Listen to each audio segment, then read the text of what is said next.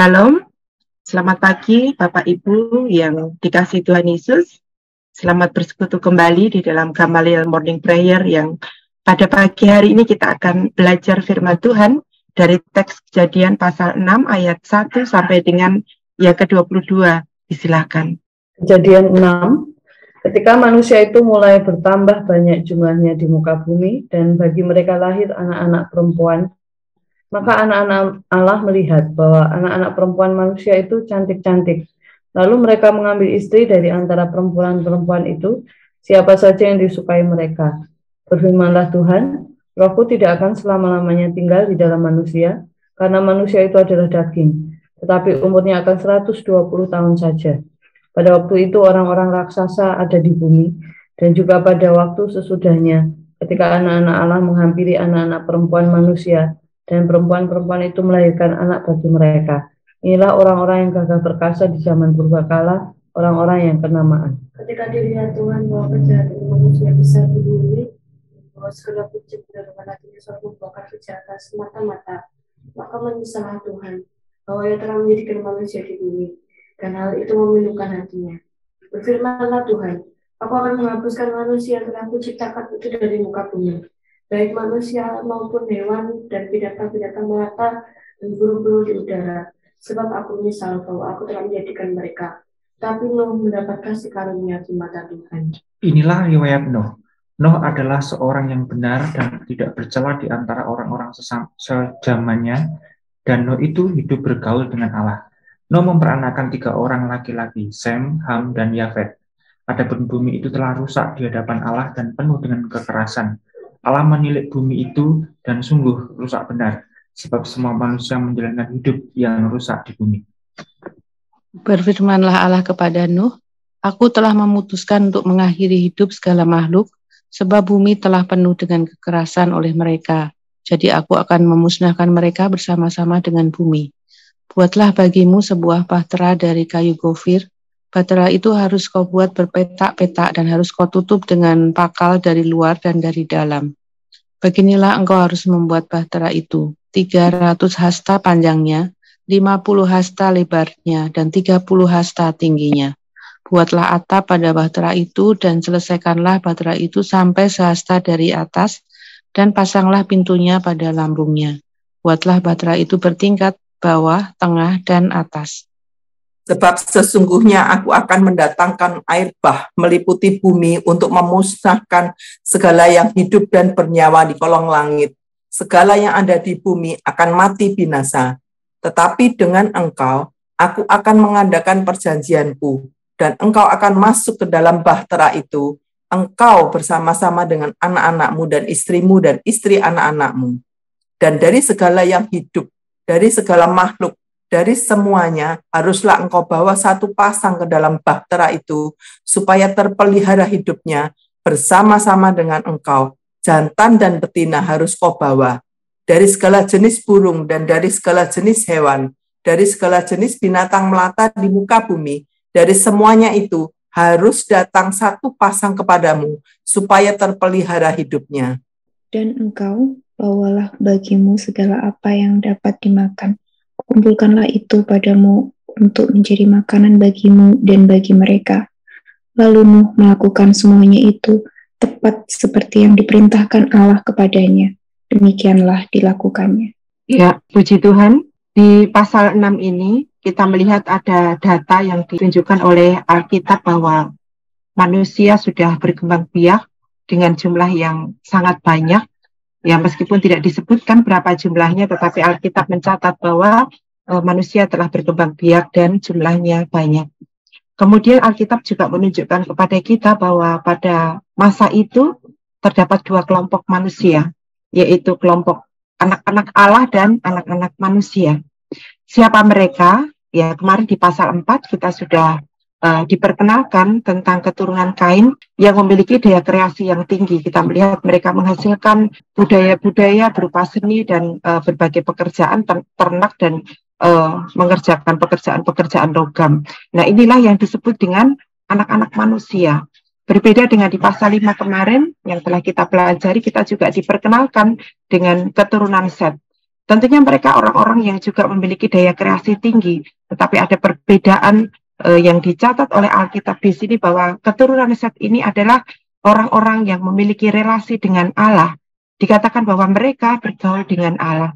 Nah, inilah yang disebut sebagai anak-anak Allah. Nah, selanjutnya kita melihat bahwa dari dua kelompok manusia ini terjadi percampuran kawin-mengawin. Apa yang menjadi dasarnya yaitu atas dasar rasa suka. Karena anak-anak Allah itu mereka memiliki kecantikan. Nah, rupanya ini yang menyebabkan kesedihan Allah, menyebabkan murka Allah. Mengapa? Karena kita melihat bahwa buah dari perkawinan ini adalah bertambahnya kejahatan manusia. Nah, di sini kita bisa belajar bahwa perkawinan yang dikehendaki Allah itu bukan hanya berdasarkan rasa suka, tetapi lebih dari itu kita harus melihat juga apakah pasangan itu adalah anak-anak Allah. Karena jika tidak, maka anak-anak Allah akan terseret dalam kejahatan yang dilakukan oleh anak-anak manusia. Dan kondisi ini menjadi pola yang terulang dalam perjalanan sejarah umat Israel yang kita lihat pada kitab-kitab sejarah bahwa ketika mereka mengalami kawin campur dengan orang-orang yang tidak percaya, orang-orang yang tidak mengenal Allah, orang-orang yang tidak menyembah Allah, mereka melakukan kompromi sehingga menghasilkan pemberontakan kepada Allah. Mereka turut menyembah Allah-Allah lain. Nah, Alkitab juga selanjutnya kita melihat di sana apa akibatnya dari itu. Yang pertama bahwa Roh Allah meninggalkan mereka. Bahkan digambarkan bagaimana perasaan Allah dengan gambaran perasaan manusia. Di situ disebutkan Allah menyesal dan hatinya sangat pilu melihat kejahatan manusia. Nah, kondisi yang paling mengerikan bagi seorang manusia yaitu ketika Roh Allah meninggalkannya. Dan kemudian kita melihat juga di sini bahwa akibat dari itu semua Allah memutuskan untuk memusnahkan manusia dan makhluk-makhluk di dalamnya. Nah, ini tentunya menjadi hal yang sangat tragis bahwa mahakarya Allah yang dikatakan sangat baik itu justru akan dimusnahkan sendiri oleh Allah. Di sini kita bisa belajar bahwa Allah kita yang Maha Kudus itu sungguh-sungguh tidak berkompromi dengan dosa. Itu adalah bagian yang pertama. Kemudian bagian yang kedua di ayat 8 sampai dengan ayat 22, kita melihat ada sesuatu yang Tuhan Allah begitu istimewa di antara orang-orang yang sudah rusak ini, di antara orang-orang yang sudah memberontak ini, kita melihat ada seseorang yang istimewa di hati Allah. Siapa dia? Ya, dia adalah Nuh. Kita melihat di tengah kebobrokan manusia, Tuhan masih memberikan kasih karunia kepada seseorang yang bernama Nuh. Nah, bagaimana karakteristik dari Nuh ini? Yang pertama kita melihat Nuh ini adalah orang yang benar. Dikatakan bahwa dia tidak bercela. Dikatakan juga bahwa Nuh ini bergaul dengan Allah. Dan di ayat 22 kita melihat bahwa Nuh ini adalah orang yang beriman. Dia orang yang taat.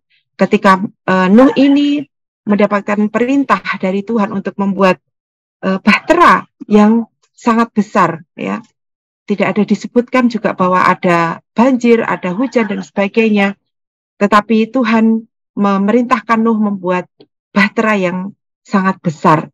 Ini adalah satu hal yang mungkin ekstrim ya pada masa itu. Tetapi apa yang respon Nuh? Nuh ini tidak melakukan komplain. Nuh tidak bertanya-tanya, kenapa Tuhan saya harus membuat bahtera yang sangat besar? Kita melihat di sini Nuh melakukan dengan taat. Nah, karakteristik ini, kualifikasi ini yang membuat Allah memberikan kasih karunia kepada Nuh. Dan di dalam ketaatannya itu bahwa kita melihat ada iman. Nah, orang yang beriman inilah orang yang mendapat kasih karunia untuk menerima visi dari Allah. Nah, orang yang beriman dan bergaul dengan Allah, yang menerima visi Allah, itulah Nuh. Ya, visi apa yang Tuhan berikan kepada Nuh? Kita melihat bahwa Tuhan akan memusnahkan, ya, Tuhan akan memusnahkan bumi dan segala isinya dengan apa? Yaitu dengan air bah. Ya, kita melihat bagaimana visi ini disebutkan di ayat 13 sampai 17. meskipun Tuhan akan memusnahkan bumi ini, memusnahkan manusia dan makhluk-makhluk di dalamnya, tetapi Tuhan akan menyelamatkan Nuh dan keluarganya. Selanjutnya kita akan melihat bagaimana agar visi Allah ini bisa tercapai. Kita melihat Allah menunjukkan apa saja yang harus dilakukan oleh Nuh. Kita melihat ada 4 misi yang harus dilakukan oleh Nuh. Yang pertama di ayat 14 sampai dengan 16, di situ Allah menunjukkan apa yang harus dilakukan oleh Nuh, yaitu Nuh harus membuat bahtera yang sangat besar. Ya, tentunya ini membutuhkan sumber daya besar yang besar juga, tetapi dengan pertolongan Tuhan, misi ini akan terlaksana. Kemudian misi yang kedua, Nuh menyelamatkan keluarganya. Nah, tentu Nuh juga berusaha meyakinkan keluarganya, supaya seluruh keluarganya, anak istri dan menantunya ikut percaya kepada firman Tuhan sehingga mereka turut diselamatkan.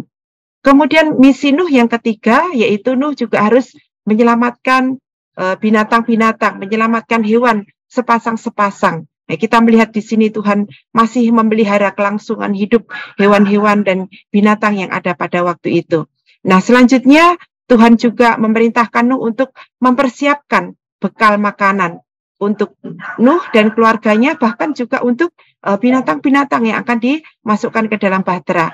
Nah, kita di sini melihat bahwa Allah yang kita miliki adalah Allah yang memelihara kehidupan kita, bukan secara rohani saja, tetapi juga secara jasmani, dipikirkan dengan detail oleh Tuhan, dipelihara oleh Tuhan. Bapak, Ibu, dan Saudara, di pasal selanjutnya nanti kita akan melihat bagaimana Allah sungguh-sungguh menghancurkan bumi dengan air bah seperti yang difirmankannya, dan Allah juga membuktikan janjinya bahwa Nuh dan keluarganya benar-benar diselamatkan oleh Allah karena imannya. Ini membuktikan kepada kita bahwa jika Tuhan berfirman itu pasti akan terjadi, dan yang menjadi penting bagi manusia adalah bagaimana merespon firman Allah itu, memilih percaya atau tidak. Dan yang jelas bahwa yang diselamatkan adalah orang yang percaya kepada firman Allah, orang yang beriman dengan apa yang dikatakan oleh firman Allah. Nah, beberapa waktu yang lalu kita juga sudah belajar dari kitab Wahyu, bagaimana Allah telah berfirman melalui penglihatan Yohanes bahwa suatu hari nanti Allah juga akan memusnahkan bumi, tetapi bukan lagi dengan air, tetapi dengan api. Nah, siapa yang diselamatkan dari murka Allah ini? Yaitu mereka yang namanya tertulis dalam kitab kehidupan. Mereka ini adalah orang-orang yang percaya kepada anak domba Allah, yaitu Yesus Kristus yang berdiri di atas tahtanya. Nah, dari teks firman Tuhan ini, apa makna yang bisa kita pelajari pada pagi hari ini? Yaitu bahwa dunia yang telah cemar karena dosa ini akan dimusnahkan oleh Allah. Tetapi Ia akan menyelamatkan orang-orang benar, yaitu mereka yang percaya kepada firman Allah di dalam diri Yesus Kristus. Oleh karena itu, aplikasi atau penerapan yang bisa kita ambil dalam kehidupan kita, mari kita melihat kembali apakah saya dan saudara telah masuk ke dalam hitungan orang-orang benar yang akan diselamatkan melalui iman di dalam diri Yesus Kristus. Jika ada dari kita yang belum masuk dalam daftar orang-orang yang akan diselamatkan, hendaklah segera percaya dan menerima Yesus secara pribadi sebagai Tuhan dan Juru Selamat. Dan bagi kita yang sudah diselamatkan, marilah kita terus memelihara keselamatan kita, hidup benar, hidup taat di dalam kehendak Tuhan, mengerjakan visi misi yang Tuhan sudah taruh dalam hidup kita, menyelamatkan keluarga kita, menyelamatkan orang-orang di sekitar kita, agar mereka terhindar dari murka Allah. Demikian firman Tuhan pada pagi hari ini, kiranya menjadi berkat bagi kita semua. Tuhan Yesus memberkati. Ya, puji Tuhan, kita meresponi pagi ini dengan satu ayat. Oleh karena kemurahan Tuhan, kita akan terus mengucap syukur karena kebaikan Tuhan, seperti Allah mengasihi Nuh.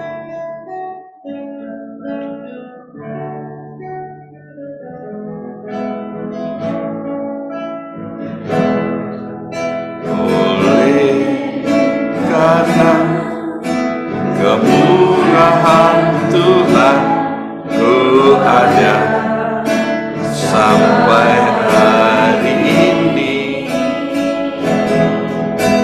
Oleh karena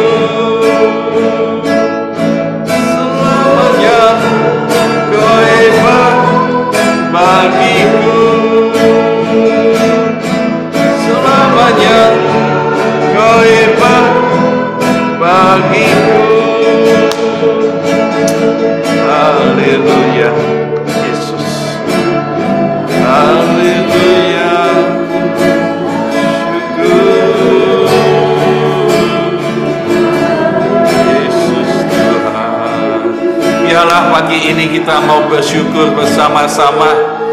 Kalau kita semua menjadi orang-orang yang mendapat bilangan kasih karunia Tuhan, diselamatkan, dapat pertolongan Tuhan, dan semua keluarga yang diselamatkan seperti keluarga Nuh, kita patut bersyukur. Kita bersyukur bersama-sama. Tuhan, terima kasih. Kami mengucap syukur kalau karena kasih karunia Tuhan kami diselamatkan seperti keluarga Nuh, semuanya diselamatkan dalam bahtera itu. Dan kami Tuhan satu keluarga, biarlah kami juga terus mengucap syukur untuk satu keluarga boleh diselamatkan, keluarga-keluarga semua boleh diselamatkan. Di dalam Yesus Kristus kami mengucap syukur dalam nama Tuhan Yesus.